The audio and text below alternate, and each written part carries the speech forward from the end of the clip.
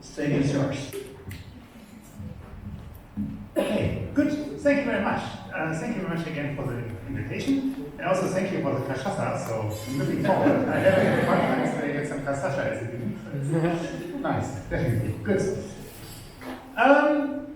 Okay, so I want to talk a little bit further about multi-particle entanglement. Yes, just to remind you of the original structures that I had. So I talked about the pure states, now about the mixed states, and now maybe I want to talk about graph states. Good. So my structure is as follows of today. So first I start to introduce some graph states, and then I will talk about network entanglement. I mean, network entanglement was this chapter that I skipped yesterday because of time reasons. But I think now it's better first to explain some graph states because this can be partly useful for this network entanglement. And that's why I changed the order a little bit. And finally, we'll talk about hypergraph states, which is a generalization of graph states. And as mentioned already before, yeah, please interrupt me at any point. I'm not forced to do everything. As I said, discussions, I'm completely relaxed. Good. So let's talk about graph states. I had this slide already before. Yeah, I just want to give you some short overview about what states are available. Yeah, and just to see, so we discussed a lot this Z state. Here it's now written for 4 qubits. We discussed about the W state. Yeah, and okay, again it's written for 4 qubits, but the main thing is Rover state, qubit loss, and so on.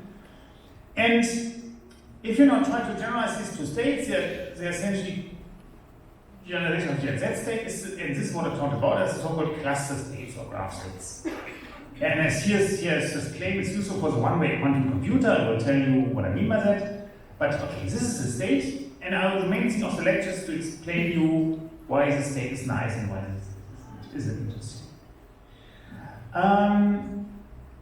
Just to finish somehow the discussion, so in principle there are also Dicke states, which can be seen as a generalization of the W state. Yeah, you just have 2 excitations distributed. And there are some other states, I mean, like states with certain symmetries. I don't want to go into detail, I mean, there are many other families of states, but today I mainly want to focus on this state or generalizations thereof. As form of many particles. Good. So, let's be a little bit more concrete with the motivation. I mean, we had this Z state, and we realized that this is an eigenstate of certain observables. This was relevant for writing down this Z arguments, this Mermin inequality. This appeared in several contexts.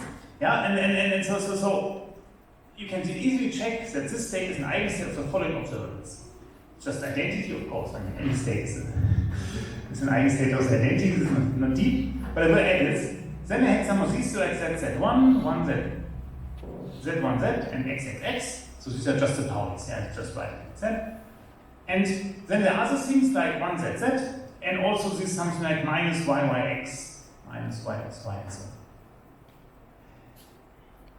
So the question is, can this be generalized? And this is the main thing what I'm talking about when I'm talking about graph states. And you have essentially a state which is an eigenstate of something, and is there some general notion of that? Here you see that I highlighted some observables, because I mean there's a bar, not a comma. And the point is that if you take these observables and take products of these observables, you get the other ones. Yeah? So in some sense, you can say that these observables generate these observables. So in principle, it's sufficient to look at these things, and then if you take products of these, you get these other things. And this taking products of observables was also important in the GZ argument, with this Mermin inequality, where also it's an eigenstate of something, but then it's also an eigenstate of the products. Good. So, let's look closer at this thing. So first, these are 8 observables, and they commute, or, which you can easily check, and they form a group. Yeah, this was just I mentioned, take the product, and that's now you maybe also realize why it keeps the identity, because you need the identity in the group. Yeah, that's why it always access.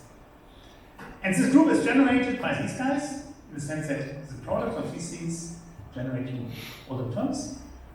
But actually, it's not unique, this generation, because if you take these three observables and take products of these, you will also get the other ones.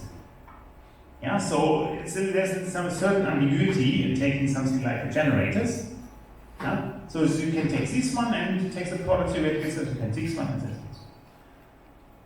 And these observables were also used for deriving value properties. Yeah, I mean that's the information. Questions?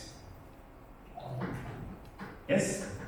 How are they related to Belgian particles? Hmm? How are they related to Belgian particles? The point is that essentially you can use, I mean, we wrote down this Mermin inequality, and the idea was that you get some inequality of these things, with these things, and you get some classical bound, but the graph state, or the DLZ state, has this perfect correlation. It's an eigenstate of everything giving them this maximal value of the value. Yeah, that's what I have. So that, I mean, I want to just say these were useful. Yeah, so if you know these observables, you can do something. Okay, so let's define graph states. I mean, if you want to define graph states, of course you have to start with a graph, as the name says. So this is a graph. Yeah, it has some vertices, which are numbered by 1, 2, 3, 4, 5, 6, 7. It has some edges, which are just the black lines. And now the idea is to associate to this graph a state on 7 qubits. So each vertex corresponds to a qubit, and okay, the lines I can explain in a second. Yeah, but essentially, you want to have a 7 vertex graph. You want to write down some 7 qubits. Good. So how can we do that? We write down so-called stabilizing operators in the following way. We take something like an x on one of the vertices and take the observable z, the Pauli z, in the neighborhood. N means the neighborhood. So for instance, we would take something like the Pauli x here and z here in the neighborhood. Or we would take a Pauli x here and a z on this, meaning all the connected qubits. Yeah? And if you look, so these are just observables. They are Pauli made tensor flows of Pauli, they look nice. There's the eigenvalues plus minus 1. Also Pauli values is eigenvalue plus minus 1. And you can also see that they commute. Why? I mean, in principle, because they may be overlapping, you have something like x, z here, and x, z, here. Yeah, so Paulis, of course, in general do not commute, but you have something like an x and a z, which anti-commutes. Here you have an x and a z, which anti-commutes. But if two observables, if an anti-commute on first particle and anti-commute on second particle, the local things that they commute again, because minus times minus is so plus. And you can easily check, so these guys commute. They have eigenvalues plus minus 1. And I mean, this is what maybe what you know from your basic quantum mechanics course. If you have commuting observables, then there's a common eigenbasis. So, what we can just look, we look at this common eigenbasis and just take a state that has an eigenvalue plus 1 for all these observables. And that's a graph. So we just say, look, you take these observables, and then you just look, say the state that is actually can be shown to be unique. That's an eigenstate of all these observables. And that's what we take as a graph. So that's of course a mathematical definition. You say, why should I care? So, let's start with an example. Let's start with the two simplest graphs that you can imagine. Yeah, I mean, okay, at least having 3 vertices, otherwise it will be completely broken. Yeah. And they should be connected. Of course, you can just have 3 dots, no connections, it will be also broken. Anyway, so let's consider this graph or this graph. What are the generators of these things? Okay, actually, I should have put some labels here. But here, if I take this as 1, 2, 3, then I would have an x here and a z in the neighborhood. And nothing on the third one because it's not connected. So this would be 1 generator. Here I would have an x here, a z in the neighborhood, which would be this generator. And here I would have an x here and z on the second, and the validity here, which is this one. So if I do this game that I explained to you before, for this graph, I get this set. Now let's do it for this graph.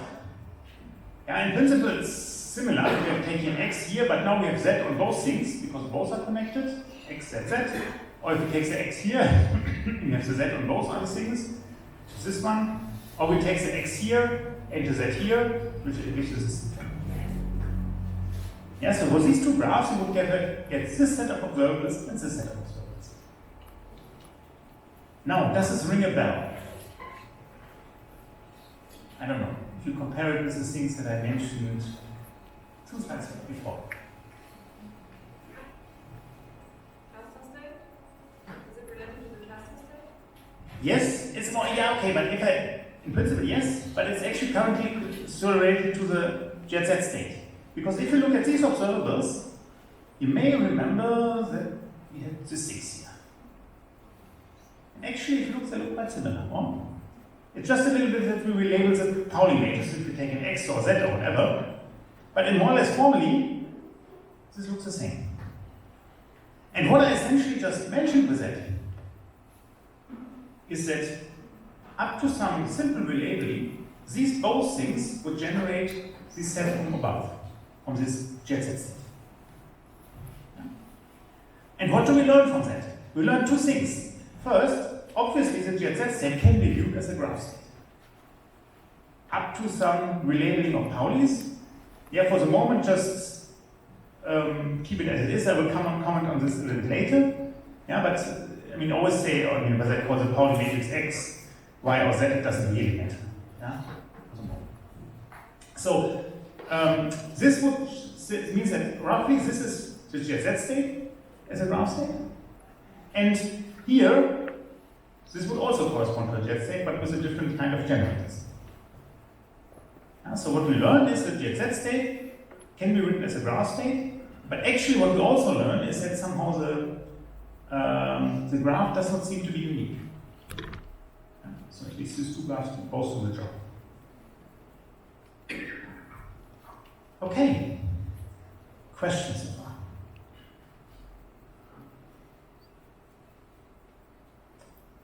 Good. So, this was the first connection. Okay, obviously these graphs that I defined are useful or can be interesting.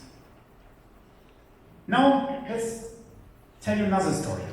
I mean, I can also view graph sets in a completely different way, which is, okay, it's a matter of taste. Some people like this more because it's more physical. I like the other thing more because it's more mathematical, but I don't know.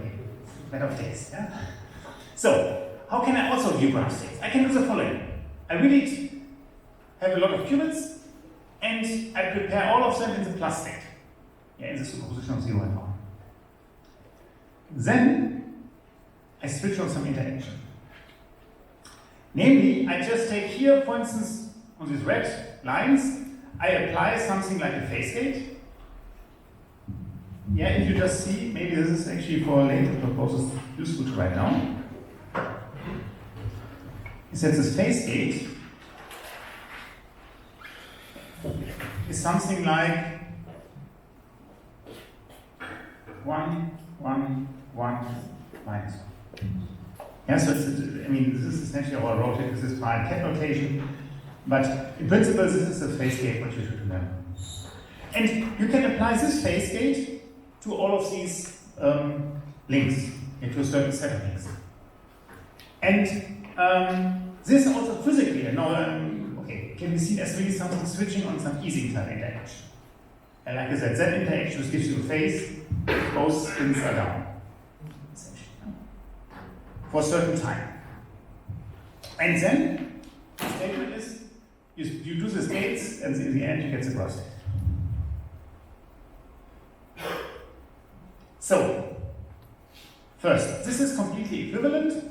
I will point in a moment, but this is just a different way of rephrasing this graph. You can see this graph as something like defining you some eigenvectors or some eigenoperator, some group of some commutative group of Paulis, or you can see this graph really as some interaction picture. You say, look, where I put my lines, there's something interacting. Yeah? So, 2 technical points. First, I mean, I just wrote this when we apply this phase gates and so on. Actually, mathematically, I can write it also like that. So I say, look, the graph states, I take this takes a plus state everywhere on all the qubits. Then I make my phase gates over all the edges. E is an edge, and essentially over all the edges I do my phase gate and arrive at the graph state. So this is more or less a more mathematical formula of the previous slide. I just say, look, that's this picture. And actually what is important, these phase gates, they're all diagonal here, in the same base, in the computational basis. So they all commute. So that means that you can just, the order does not matter. Yeah, and that's quite important for any calculation. Yeah, so that when I write this product here, I do not care about any order or so on, so I just apply the constants. Now you may wonder, why is this equivalent? Because it first looks very different. Yeah, once we talk about the stabilizers, once we talk about the generation, but actually there's a very useful formula of this type.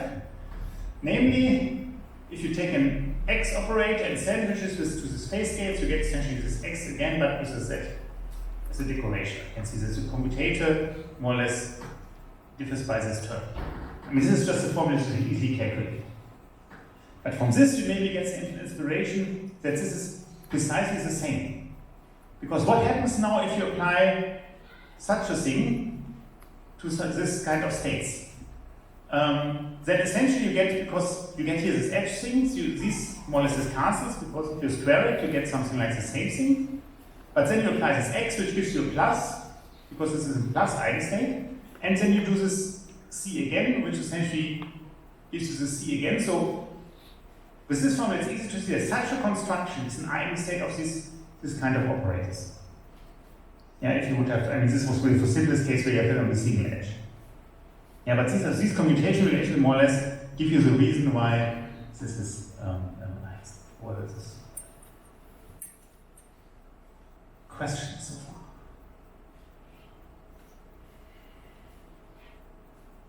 So you're all tired. Or you're waiting for the cachaça. Okay. Good. Now you can, of course, now once you have this definition, you can play around a lot with this kind of graphs. Yeah? And of course, the natural thing is just to write down some nice graphs which are regular and then say, look, these are maybe special graph sets.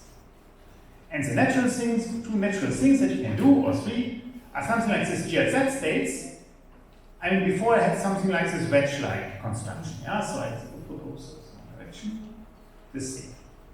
But if you want to generalize this, you can just add further leaves, something like that. Yeah, and then you can arrive at such a thing. So this would be something like a 6-qubit jet set state. And you can also, of course, if you consider of regular structures, of course, have this line-like graph or this 2D lattice, and these are, of course, then 1D or 2D cluster states. And for instance, this cluster state that I mentioned before on the slide would be just this state where you somehow have just this 4 qubits on a line. Yes, this would be just this corresponding. Okay, so why are they useful? And the main thing why cluster states are useful, or actually why they were invented, is a task called measurement-based quantum. Has anyone heard about that? Okay. Don't worry if you have not heard about it, no problem. So, I will not go explain it in details because it's quite technical, but I will give you the rough idea, just with this figure. What you can prove is the following. If you have a 2D cluster state, meaning this lattice on a large lattice, then you can build a quantum computer just by making local measurements. Yes, you have to build up this quantum state in a huge lattice, but then by making measurements, for instance, in the Z directions or in some tilted directions, whatever, you can essentially prepare these things in some state, and then you measure, and in the end, you get something like the result of computation. And this has been proven by Rosenberg and Riegel quite early, that this is somehow equivalent to this circuit-based model, that you can really do any circuit, you can encode into this.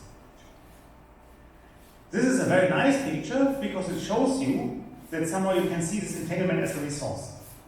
And you just have to prepare this cluster state, and then the rest is very easy because you just have to somehow measure, and this is local measurements. It's easy, yeah. So there's nothing specific. Yeah, you have to look at the results. That's nothing deep. Of course, the problem is to create the cluster state.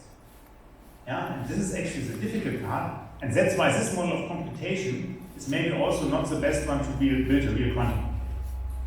Yeah, but from a theoretical point of view, it's very nice.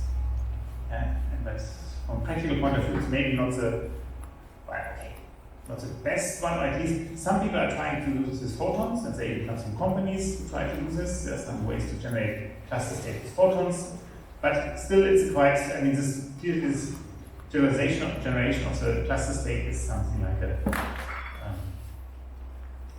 it's a bottom. I should maybe add here one thing, because this connects to the lecture yesterday. Is the following. Yesterday I told you that there are some states which are very, very entangled in terms of this geometric measure. Or that if you take a statement as the general state, it's extremely highly entangled in terms of the geometric measure. This was one of the points that I had yesterday on the slides. Actually, these results were derived to study this measurement-based quantum computation. And the result is actually a negative one. They showed in these papers that if you take a general state, it will be highly entangled with respect to the geometric measure, but this also means that the overlap with all product states is small. If you do local measurements, you just get essentially some random result. Because you do not get strong correlations if you make for any local measurements if your overlap is very small. So for instance, one of the titles of these papers that I cited yesterday was most states are too entangled to be useful. Yeah, and the logic is if a state is very highly entangled, then in such a scheme, and you make some measurements, you will just get noise. Yeah, because you make some product operations and it has no high overlap with product operations that will be actually useless. So this also points at a thing that sometimes so you cannot simply say if a state is more entangled, it's more useful. Yeah, sometimes a state can be too entangled to use. Okay. Questions? Yes. Is the structure or the topology of the graph relevant for implementation? Yes. So that's a good question. So you can ask, the original scheme was always for the cluster state. Yeah, for this 2D lattice. Now you can ask which other structures are useful for measurement-based quantum computation. And there are some, so for instance, there are some results that some states are useless. For instance, if you just take a one-dimensional chain as a graph, this is useless. But in general, it's not a solved problem. This is actually related to some conjectures in graph theory. Yeah, which graphs? But definitely this is an interesting question, and some other lattices are useful, some others have been proved to be useless, but the general question is for.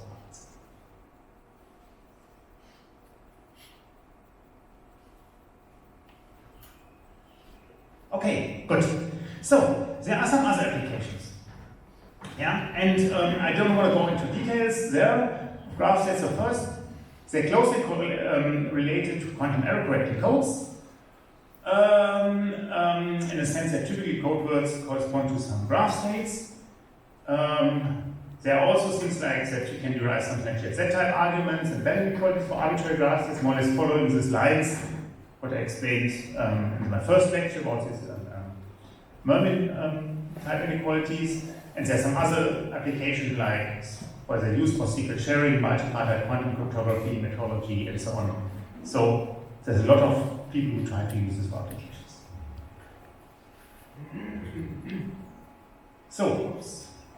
So now let's go a little bit more in more detail and let's talk about this local equivalence. I mentioned before that the GZ state has essentially is represented by two graphs, by this triangle and by this rectangle structure. So can we understand this? So the question, obviously, it seems to be that sometimes two graphs give the same graph state. And There is a class of transformation which is called local Clifford transformations. Local Clifford transformations are a special case of local unitary transformations, and they are more or less defined by the fact that they map Pauli matrices to Pauli matrices. Yeah, so this is what I mentioned before. I mean, always my relabeling was just something like, okay, I'm exchanging X for Z or whatever. So you can look at local operations that map Paulis to Paulis, and here I have a special name that's called local Clifford, LC. And then there's a following result that if you have a local Clifford transformation on a graph, this corresponds to a graphical transformation which is called local complementation. And this first looks strange, but in the end it's very simple. You take something like, you pick one vertex, like the red one here, and you look at the neighborhood, which is all the connected qubits, which are the green ones here, here, and here. And then you invert the neighborhood. Meaning, you take something, this neighborhood, these three qubits are these by both are connected, and this is not connected. So you remove this connection and build this connection unique again. Yeah, so always this rule is pick a vertex and complement the neighborhood. That's why it's called local complementation. So this is a simple example. You take some of these states and you invert this one. This means you're getting this action. And now you can essentially do more complicated things. For instance, you can do this thing here. You do first the local complementation here. Then you map it to this thing. You arrive at this graph. Then you do the local complementation here. And what you do then is essentially you invert this graph here. That means this gets this connected, and this gets cut. Gets this. Now you do the local complementation again here. And what you do, well, the neighborhood consists of these two. You remove this thing, you have this. Now you can imagine that you can play a lot of games. Yeah, you write on a graph and try to make this local complementation and ask where can I arrive. And this graph state always will be equivalent. Yeah, that's the state. So for instance, I mean, this sequence shows that this graph gives you the same graph that is this graph. Yeah, and also there's this graph in between. Just to give you another simple example, actually let's go shortly back to the GZ state. Actually, this is also an example of a local complementation.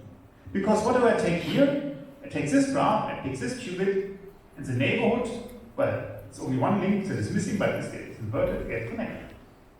So this is just the simplest example of this local complementation. Yeah. So in this way, you can do more complicated things.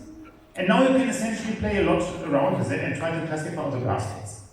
And people have done this up to, I think, 11 qubits. And this is something what you achieve.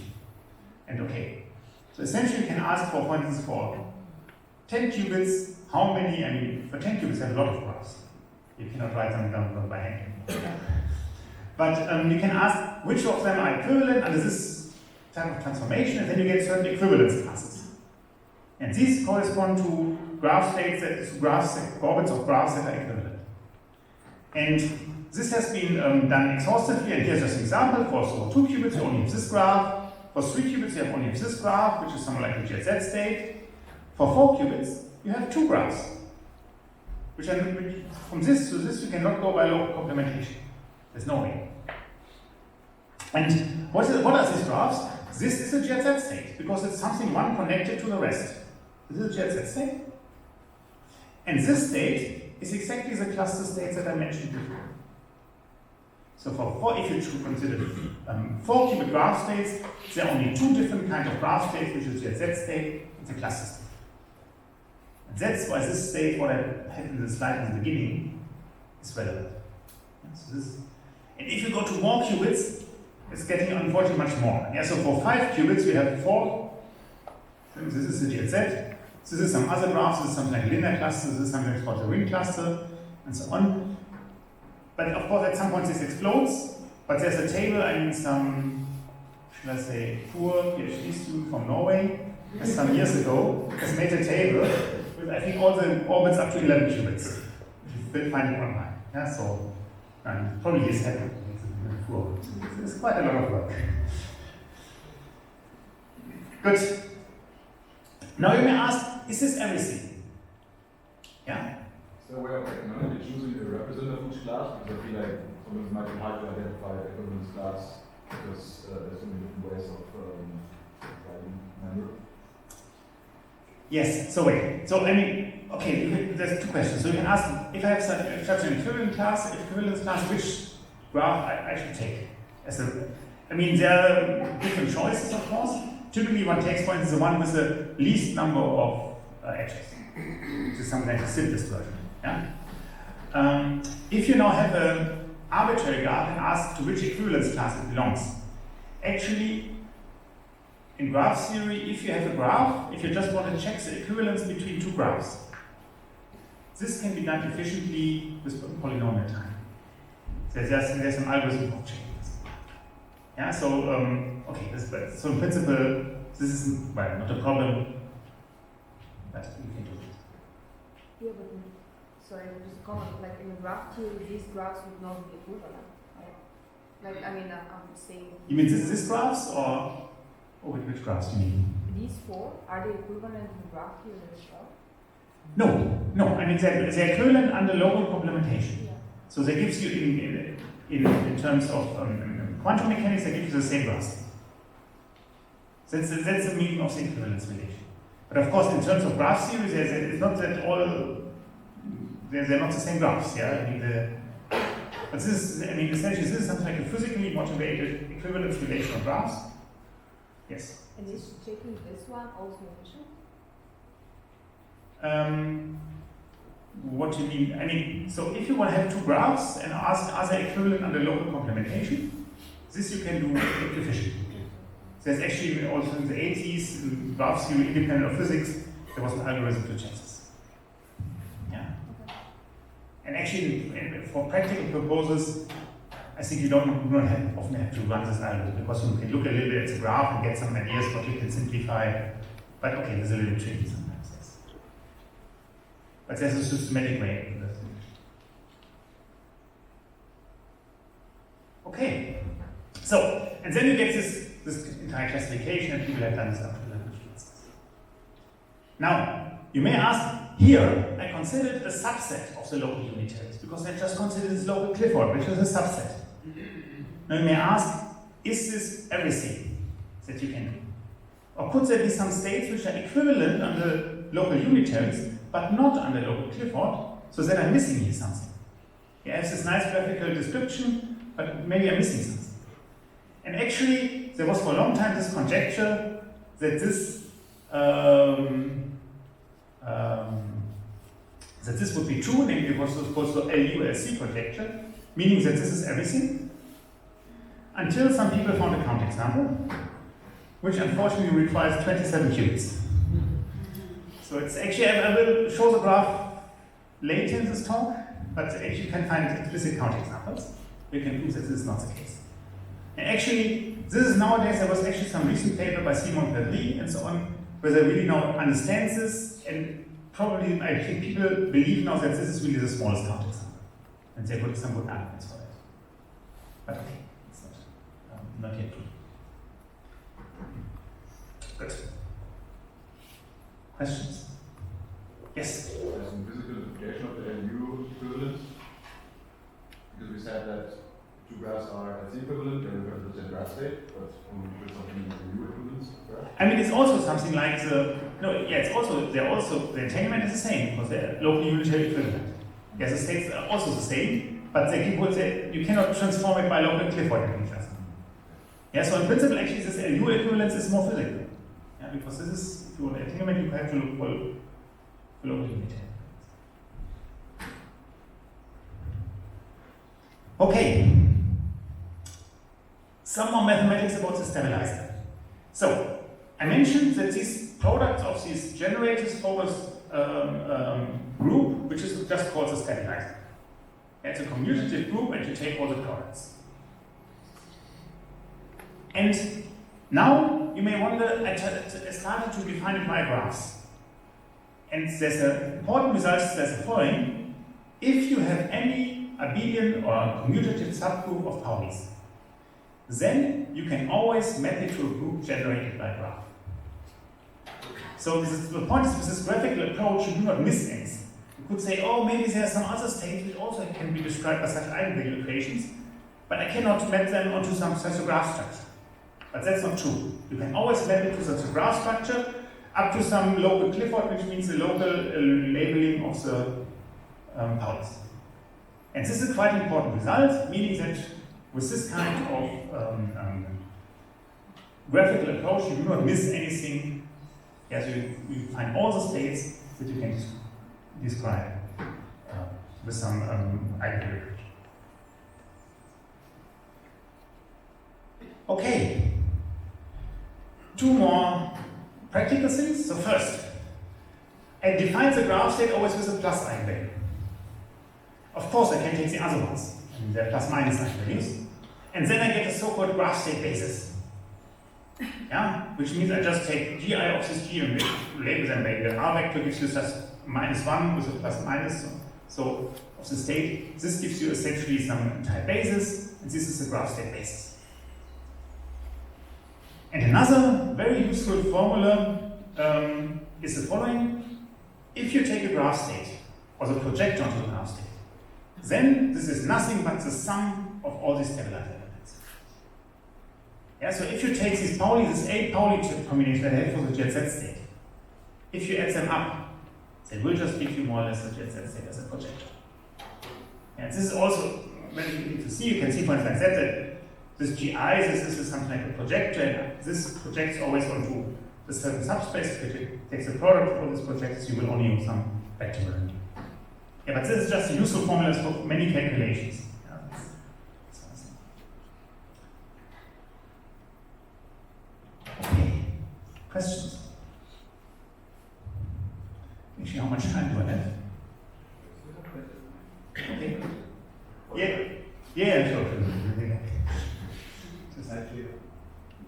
Perfect.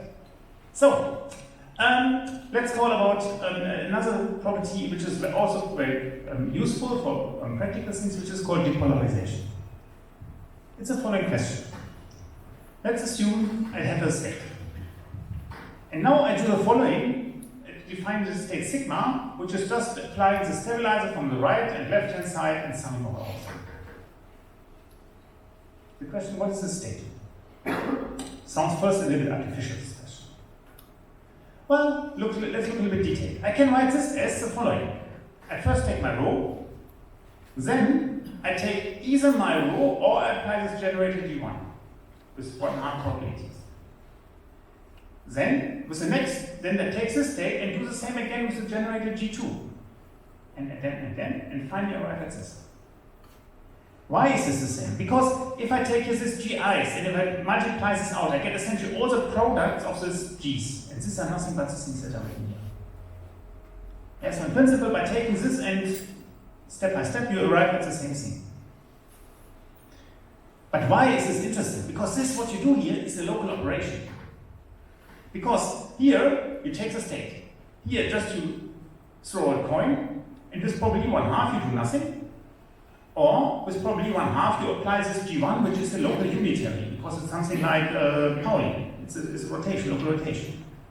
So, going from here to here, you can do by local operations. From here to here by local operations, and so on. So, in the end, you do a lot of these transformations. Everything is local, and you arrive at the state. What does it mean? It means the following. If you look at entanglement, this entanglement can only go down because I'm always doing some local operations. And this means, if I, for instance, later can prove that this state is entangled, it means that this state was entangled. Or also, if I can have an entanglement measure and can calculate the measure for this state, it means that this is a lower bound for this state. Yeah, so in a sense, by doing this, I can look at another state and say something about this state, I learn something about the origin state. So, this is the model formalization. So, well, this is a sequence of local operations, and entanglement decays, and if my state, if the last final state is entangled, then the origin state was also entangled. The same way. Now, let's look at this in terms of a density matrix. I can do the following. I can take my state, And of course, I can write it in a graph state basis. Because I am just a set defines as a graph state basis, and of course I can express my density matrix in any basis that I like. Yeah, and let's just take it this way.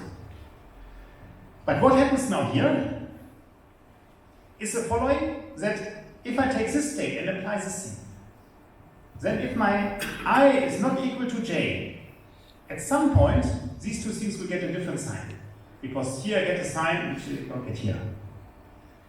Which means that if I have a term here like an I and j with a different thing, they will at some point get killed during this procedure. So that means that the off-diagonal term in this basis, they cannot survive. So at the end what you get is the state is nothing but, should put an index double I here, but essentially just makes this thing diagonal in this graph state basis. So you can express it as a graph state basis, and by local operations you can just map it to the diagonal state. And this is quite a simple procedure. You can even take some experimental data, express it in this basis, and say, okay, I disregard all these off-diagonal terms, and then I have a simpler state, and I can somehow try to say something about entanglement. And my original state was probably complicated, with error bars, whatever, but I can just look at this state, and then everything is much easier. Yeah? So to give you a simple example, and this is a notion of so-called GZ diagonal states. Take the GZ basis. I mean, this GZ state was this one with the plus here, and but in principle the other GZ state would be something like these states where they're also GZ states but with one qubit flipped. And this would be actually this graph state basis for the GZ state. Now if you have a state that is diagonal in this basis, you can easily check that it looks like that, where everything here is 0. Yeah, so if you take a 3-qubit state and then the GZ diagonal basis just looks like that, which is a nice state, you know. I mean, it has not many parameters, you can easily work with that. And this means that if you study some entanglement properties of these states, then you can learn a lot about general states. Yeah, because I mean, also if you really have something like a experimental data, you can just write it down in this basis and look at these entries, and you will learn something about entanglement. And that's quite a useful trick. And essentially also because this state is nice and symmetric, there is a lot of works that people have computed all entanglement measures, the probability problem is solved for them. In principle, a lot of these things is known.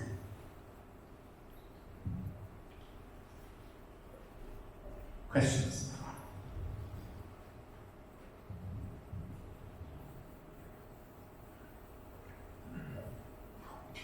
Yes? Can we say that the diagonal states are minimally entangled? Because we saw that it's always a decreasing sequence that leads to these diagonal. Yes. You can say that something more, that you only lose something, but essentially by throwing away these entries, yes, you're only throwing away something. Why is it called depolarization? Good question. Can you repeat the question? Why is it called depolarization? I mean, you can see this as something, you can see this a little bit like follows. I mean, what you do here, for instance, this would correspond to maybe some Paulis like ZZ or XXX. And this could mean that you flip the polarization. Actually, since this point is used, maybe that's the reason. If you take for 2 qubits, you can make the state diagonal in the Bell state basis. It's the same argument. And this would essentially, if you randomly flip in a correlated way the polarization of the qubits, you would get as a swing state. That's maybe why it's.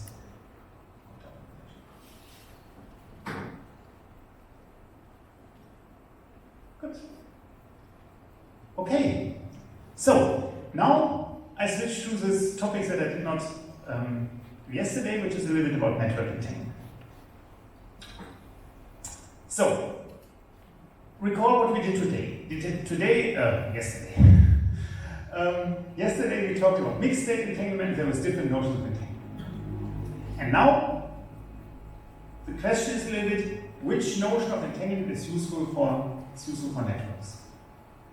What do I mean by a network? A network is something like what, you sometimes see these pictures, in a sense where you want to use something like distributed entanglement in order to use it for global quantum communication. And we had it just in the talks this morning, where people, for instance, want to build some quantum repeaters to make some long distance entanglement, and in the end you want to maybe have connected nodes everywhere, which may be done by some satellite. We have some experiments already. Oh, this is something like a proposal where you have the telecommunication network of the Netherlands, and people ask, okay, where do I have to put some relay stations for my repeaters in order to make this as efficient as possible? But that's some of the idea. Of course, I mean, I'm not an experimentalist, I'm only a theorist. So as a theorist, you think maybe it's a bit simpler. So what is here as a network? A network for me is something like that, where I have something like nodes, I have something like physical connections, where I can distribute some entanglement, and then I can do something locally, and I want to get something interesting.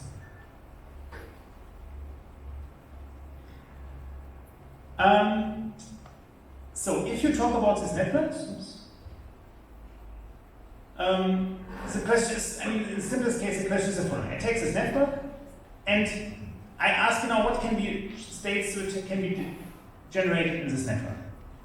And if I do this, I can maybe say, or if I can generate a state in this form, I can maybe say that the state is not really multipartite entangled. Because it can generate it by just distributing bipartite entanglement. And if I want to have a real multipartite entangled state, this should not be possible. If you want to use this as a definition of multipartite entanglement, then there's a problem. And the problem also essentially comes from the talk by Anna. Namely, in principle, if you distribute bipartite entanglement, you can do already everything. What can I do? If I just have this network where I just distribute bipartite entanglement between one node and the rest, then I can use teleportation. In principle, if I have a perfect Bell set, I can use teleportation and just distribute my state, because I can essentially here, if I allow for complete local operations in classical communication, I can generate a state here locally and then distribute all the paths to these separate nodes, and then I have my state. So in this way I can do everything. And that's of course boring again, because I want to somehow do something interesting. So one has to restrict some of the available operations. And the idea is the following. So the idea is to restrict this notion of classical communication. Why? Because in principle, classical communication is of course cheap.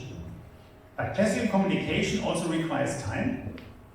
And if you need time, you need some quantum memories. And quantum memories are difficult.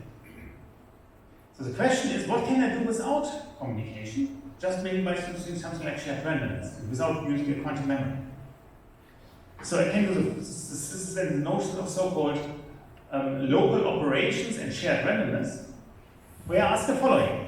I have something like a network, which is just a triangle, in the simplest case. I have distributed some states, and in the end, they share some shared randomness, meaning that Alice, Bob, and Charlie have maybe some predefined strategy to do something with that with a certain probability. They all do jointly this or something like that. And then they want to use this to generate some interesting three-partite state. And this is something what people call sometimes network entanglement, or in the sense this thing would be preparable in the network, but the question is, what can you reach with that, how far can you go?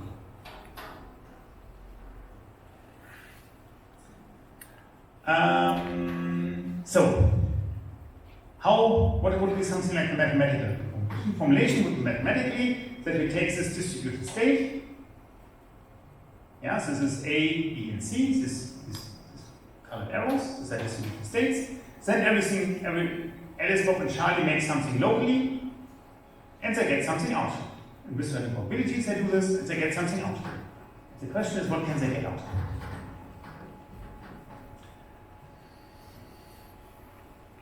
So, this is just the same definition. Again, you can do it for triangles, you can do it for larger things, it's more or less the same. I mean, just some remarks.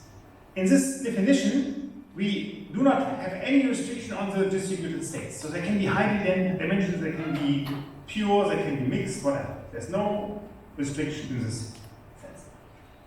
And the randomness, okay, one can say, I put it here on the maps are random, depending on some shared randomness, you can also put it on the states. This doesn't really matter. The important point is that no communication is allowed. Yeah, so that's an important point. And actually what was also already quite early realized that actually with this procedure you can generate genuine multiplier entanglement. So in fact, there is a difference between this notion of entanglement and this genuine multiplier entanglement that I explained before.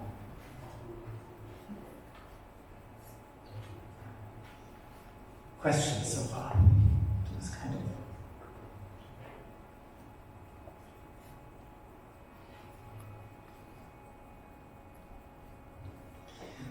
So, now, okay, this is a kind of notion of multiplier entanglement, and now I maybe just want to give you a short idea, what can you do with it? And the idea to tackle such scenarios is so-called inflation, which is a very beautiful idea, which is something also useful for other scenarios, like classical causal relations and so on, so that's why I maybe mentioned it. So, the idea is the following. Let's assume you have a network preparing the state. Then, of course, you can write down 2 copies of the network. I mean, obviously, if you can build a network from this state, you can make such a network, giving you some other state. You can also write down 2 copies in the following way, where you essentially rewire this. So that somehow you're just mixing here some of these distributed states, and you get something like a 6-partite network. Yeah, but with somehow everything is connected. And the point is that in this network, I mean, so the logic is, if I know that this exists, then I can write on this, and then I can write on this. If I can prove that these guys do not exist, then this cannot be prepared in the network. Yeah? And this is a typical trick, because you can say this is a highly nonlinear problem, this characterization of the network, and if you somehow go to multiple copies, then typically nonlinear problems become easier, which is a typical idea that occurs in several contexts. So, how do you do this in practice? It's the following. You have still these inflations, and if you now look at these states, then actually they have something in common, because here, definitely, this would be just, I mean, this is the original state. This would be just 2 copies of the state. Yeah, meaning that this tau on ABC is this original state, and A prime, B prime, C prime is also original state. If you look now at these things, they also have something in common. Because here, if you look at gamma, what you have, for instance, here on A prime and C, this is this blue link. This should be the same blue link as here. I mean, there's no reason, if you forget about the rest of the particles, this should be the same as here. And some other things, so for instance, gamma on A and C, which are not connected here, this should be the same as here between A and C prime, because they're also not connected. So you get a lot of states which have a lot of things, constraints, which I have to have in common. And now you can ask, do these states exist? And maybe this reminds you, I told you yesterday when I talked about semi-definite programming, about this marginal stuff. Where you said, okay, you have some multipartite states and you want to have certain marginals, and you ask, does the state exist? And I told you this is a semi-definite program. And in principle, this is exactly of this type. It's just a little bit bigger because you have more marginals, you have larger states, whatever. But in principle, it's just the same problem. You have a bunch of states, and they should fulfill some relations for the marginals. And this you can tackle with semi-definite programming, and then you can often prove that a certain state cannot exist because these taus and these gammas, they don't exist. And okay, I don't want to go into any details now, yeah, but for that you get some bounds that, for instance, if you take the JZ state, you have a maximal fidelity of 60% that you can get, and for the cluster state you have a maximal 70% that you can get. That says, okay, look, there are certain thresholds you cannot make good GZ states in this kind of scenario. That's the same.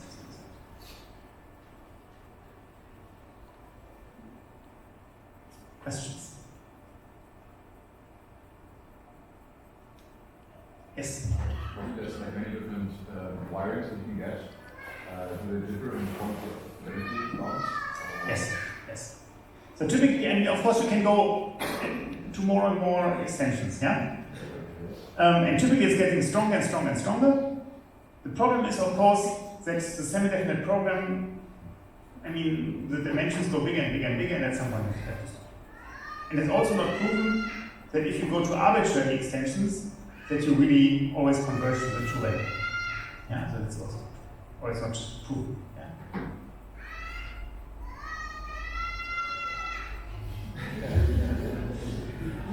Okay, good. So before the kids scream too much, I need to skip the next slides. This is one thing. And talk about my last topic, which is a little bit about hypergraph states. And actually, you will recall that this comes back now to graph states, and you will see that many formulas just look the same. So it's just relaxing thing. Good. So, what is a hypergraph state? I mean, what is a hypergraph? A hypergraph is the same as a graph, with the difference that an edge can contain more than two vertices. Meaning, it looks like that. And you have something like a 3 edge that connects 3 of the vertices, or you have maybe a 5 edge that connects 5 of the vertices, whatever. So these are examples of hypergraphs. The question is, can we write down graph states in the same manner as we do it for the real graph states, for the hypergraph states? And the main answer is yes, but there's a small price tag. So, first, we can write down a controlled phase gate in a similar way by making something like larger phase gates. Yeah, so this would be, I mean, here, this was for 2 qubits because it's a 4 times 4 matrix. If I would write it down on an 8 times 8 matrix with a 1 here, so I would a lot of other ones, then I would get a 3 qubit phase gate, and I can make a 4 qubit phase gate whatsoever, and this is more or less exactly this. And then I can just use the same formula as I had before. I mean, we had this formula before, but we said the same, we take this state, we apply a lot of phase gates, and we arrive at a hypergraph. Now this is the only difference is that these are now 3 qubit or 4 qubit phase gates. That's all. Again, you can define, and this is more or less the same rule as we had before, something like this sort of a stabilizing operator, where it essentially takes this x sandwich with this phase gates, which is something like an x with this phase gates where this I is removed. And actually we had this formula before, we had x cc is equal to x times z. This is more or less a generalization of this formula. And we get then some operators where also this thing is an eigenstable. Yeah, so it's mathematically more or less the same. And again have something like a stabilizer. The main difference is the following, that this thing is non-local. Yeah, so there's still emission, but the point is this is now really, it's not a tensor product of Pauli's, it acts on more qubits, it's not as 8 in E tensor 6. And they still commute, and if they generate a group, everything is fine, the point is that it's non-local. And then we can do similar things again. Yeah, for instance, what is the simplest hypergraph state that we have? This is this state. Yeah, we just have one 3H. And this would correspond to things that we have all the states here, but we get one minus sign because we just apply one of these phase gates, and this is this minus sign that's more or less adding them here on the 8 qubit gate, on the 1, 1, 1. Yeah, and this is what comes out, and this is then this hypergraph state. And you can then also rewrite it a bit if you want that you somehow simplify it a bit, and then it looks like that. Yeah, but okay. locally. Interestingly, this is already a new 3-qubit state, which is not the GZ state, which is not the W state. Yeah, so you see already that this gives you some new things, and if you go for more qubits, then actually the number of new hypergraphs that you have becomes more bigger. So, yes. So maybe what I want to show you shortly now to the end is that this can be useful, or this connects this finally to this 27 qubit count example. And I'm just trying to show you this is just because there's some nice figures. Yes, this may be good for the end of the conference if you're waiting for this Kashasa and so on. So just look at the figures, and the number of formulas will drop. Good. So, first, if you have such a graph state, you can actually, and you're looking something like makes this as a unitary transformation, you can also find some graphical rules. Namely that this generates you something where you get something like hyper edges here, but with a potential weight. And this weight means that you get something like a phase here. You don't have this phase, but you get this in e to the I phi here. So if the phase is pi, you get something like the perfect graph, but otherwise you get maybe only half the phases. And this is a thing where you can say, okay, if I do this, I have to do such transformation that give you certain weights of states. And with that, you can now play a lot of tricks.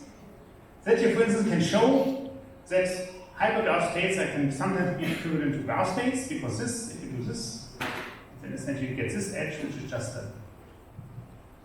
The nice thing is, you can now play with this and to try to make transformations between graph states already. Maybe make this on several qubits, and in the end, all these things somehow cancel. And this is a nice example. Again, it looks horrible, but it has the following properties. If you apply this rule on all these qubits here and all these qubits here, you will get essentially a lot of edges in the middle. And all of them will cancel a part of some edges connecting on some bipartite edges. And this you can write as a graph and as this. That you essentially take, these are the 5 qubits in the middle, you do something here,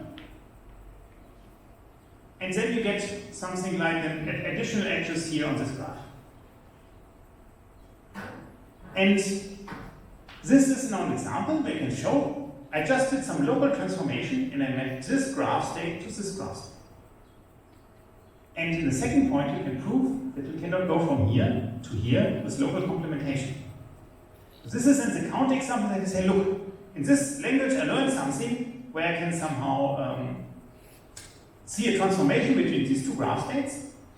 And you see, okay, if I do something locally, I arrive at this graph, and if I do it by local complementation, I will not manage to do that. Okay, this still requires a proof, yeah, but you can hopefully believe me. Yeah, and the nice thing is that actually this is exactly the same as the first counterexample to this conjecture that I gave, which was this graph. So in this first paper, they proved that these two graphs are inequivalent under local complementation. And then you see there's only one edge added here. Yeah, so it looks quite similar, but that's what they proved. They found this example by random search, more or less. And the nice thing is somehow you can, these are from here to here, you can go by local complementation, the same from here to here. Yeah, but here in this language you understand maybe where this transformation comes from. Because this is okay, this is maybe a way where you can say, look, this hypergraph states lead to some new insights. Yeah, you can somehow play with them with some tricks, which are somehow useful. Okay, but this should be it. I don't want to stop you from clicking Mashasa, so that's why I skip this.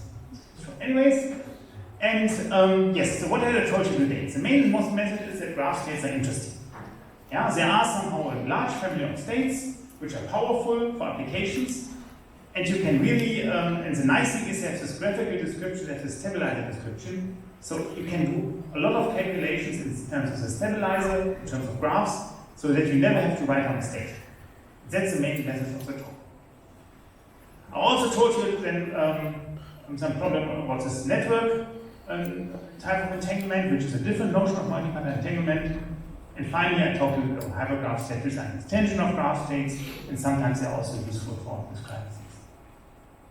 Okay, that was all for the moment. Thanks.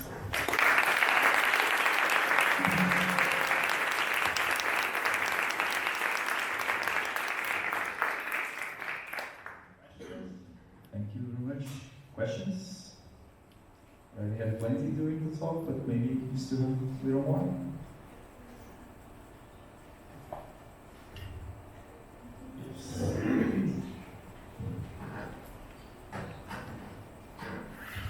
Hello, thank you for the talk. So, when you made the phase gate more powerful by continuous phases, you found this counter example of LU and LC. Yes. Would you also find this if you allow only for discrete phases, like Clifford's plus T are sort of universal and you don't now need the full phi, but only, I don't know, pi over 4, and also you find this counter example? I mean, in principle, the discrete phases would suffice, doing really continuous phases, but I have to go out of this Clifford group. Yeah, so I mean, okay, this I didn't really mention, so as long as you have Clifford unitaries, which map Paulis to Paulis, you can efficiently simulate everything. And these Clifford unitaries alone are not useful for quantum computation. And you have to go beyond that. So the point is that this transformation between these graph states, I mean, from here to here, this is not a Clifford operation. Yeah, because Clifford I could still describe with local complementation. And I have, of course, in my phases, I also have to go beyond that. I have to make this. Do you rely on the fact that it's really continuous, or with only 4 different phases you could also make? Maybe I have to need 8 different phases, not 4. But I definitely, this discrete number is sufficient. Okay. Thank you. Thanks. More questions?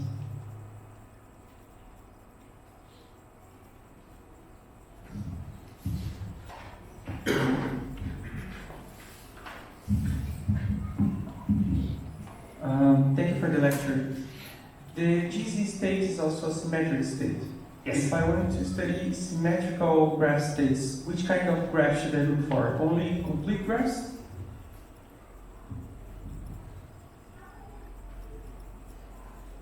I think so, yes. I mean, I think typically it's a good question. I think there's no other symmetric graph states apart from the complete graph, which I said. I think so. Yes. So, yes. I think it's yes. Okay, thank you. More questions?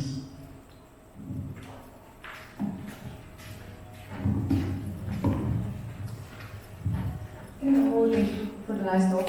I was just wondering when you said with this local operations and shared randomness, we can prepare GZ state only up to some fidelity. If we allow for communication, do we prepare the states with fidelity 1? Yes. Yes. And the argument is essentially this teleportation. This thing. If I have really classical communication, then I can prepare locally here to that state and just teleport it or the parts of it to the other parties. Yeah.